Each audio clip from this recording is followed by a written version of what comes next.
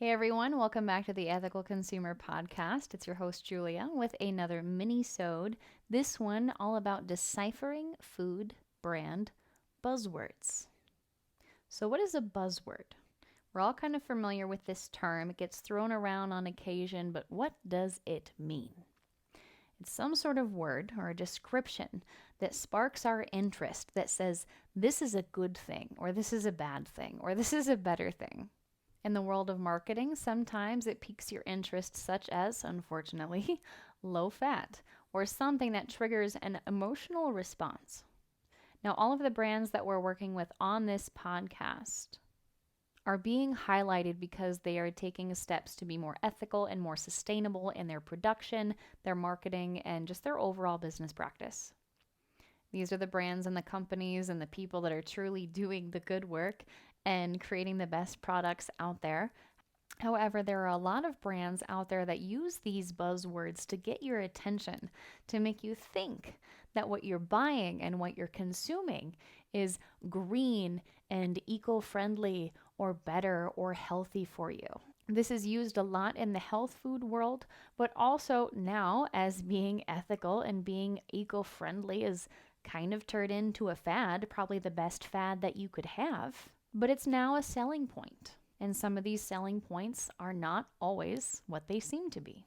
Now, there's a lot out there, and I don't want to bog you down with all of the marketing mumbo jumbo, so we're just going to cover a few of them, some that you probably see every time you go to the grocery store. The first one being the difference between organic and natural.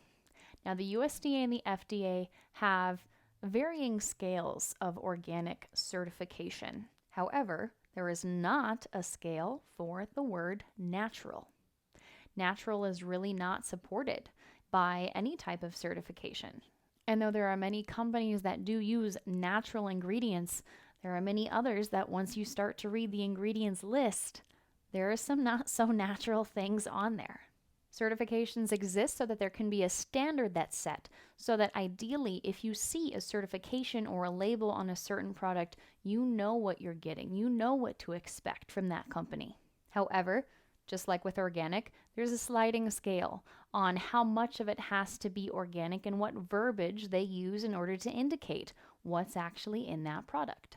There is, of course, 100% organic, in which, yes, of course, 100% of the ingredients used do need to be organic certified. But if it just says organic without the 100%, it's just 95% of the ingredients that need to be considered organic. Now, 95% is a whole lot. It's going to be much better than something that doesn't have any organic ingredients at all.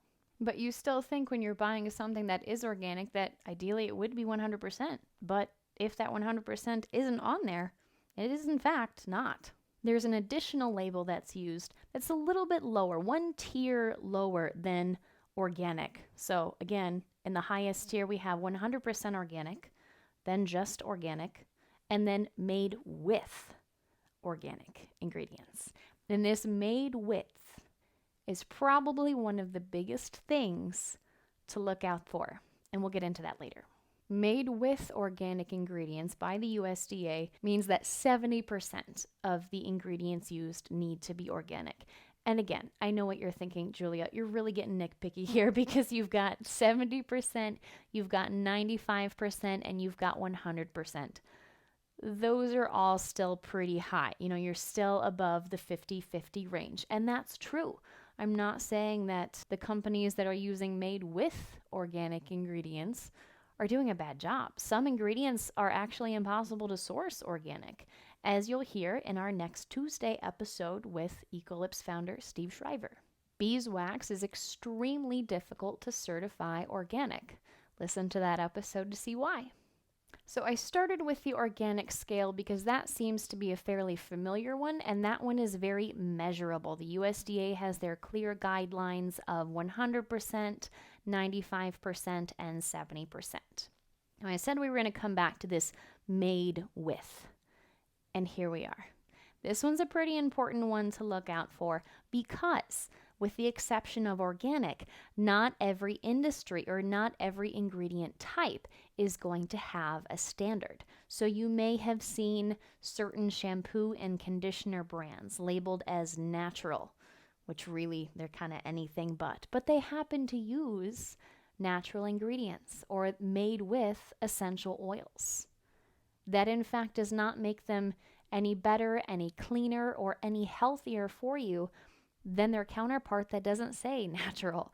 Just adding essential oils does not necessarily make it a better product. But again, the natural, the eco, the clean, the green, it's all turned into a trend. This is now a major selling point for a lot of companies, and they would like to hop on the bandwagon and might not be doing the work to support it. Something can be made with natural ingredients. There are many ingredients that are considered natural. They're on the FDA's approved natural ingredients list. That does not necessarily mean you want them anywhere near your food. So look out for the made with and look out for the natural, and then check the ingredients list and see what you find. Sometimes it is just a matter of Googling a word, an ingredient, or a phrase to figure out, oh, that is actually a natural ingredient, but it's definitely not what I thought it was. Being able to read that ingredients list with confidence, knowing that you can pronounce all of those words, knowing what exactly is in your product is going to give you the power to buy smarter for not only your health, but the health of the environment. So again, let's go back to this made with. What are some other made with things that you may see? Made with whole grains. That does not actually mean that a significant portion needs to be whole grains. And what really are whole grains? What grains are they using? Some label it, some don't. But oftentimes, a lot of companies go the inexpensive route, and it may be the less expensive grains, the less nutritious grains, maybe the cast-offs that no one actually wanted to eat, or something that's in a surplus, which again is not a bad thing, especially depending on what farmers have on hand.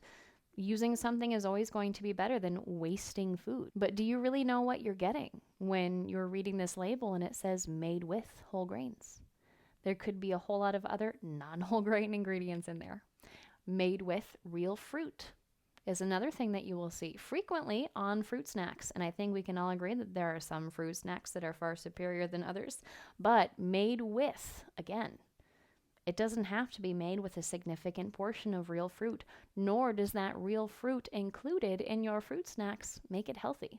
There's still going to be a whole lot of sugar, possibly a whole lot of high fructose corn syrup, and a lot of ingredients and colors that, again, you didn't think they were in there because that company made you think that it was natural, it was made with real fruit, it was made with organic ingredients. Do you see where I'm going here? We kind of get tricked into hearing these buzzwords, and it makes us think, oh, that's a really good idea.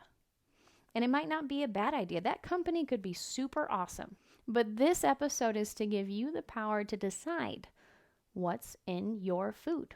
What are you buying? What are you supporting? As always, voting with your dollars and doing the best for yourself, not just the environment. And a last note on those natural flavors. Have you ever looked at where some of these natural flavors come from?